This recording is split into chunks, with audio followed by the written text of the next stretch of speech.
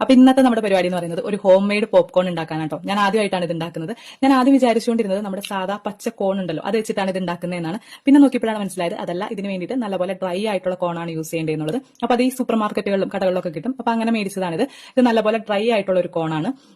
അപ്പൊ ഇത് ഉണ്ടാക്കാൻ വേണ്ടിയിട്ട് നമ്മളൊരു പാത്രം അടുപ്പത്തേക്ക് വെച്ചു. അപ്പൊ പാത്രം എടുക്കുമ്പോൾ കുറച്ച് വലിയ പാത്രം, അതുപോലെ നല്ലപോലെ മൂടാൻ പറ്റുന്ന ടൈപ്പ് പാത്രങ്ങളൊക്കെ വേണം എടുക്കാൻ വേണ്ടിയിട്ട്.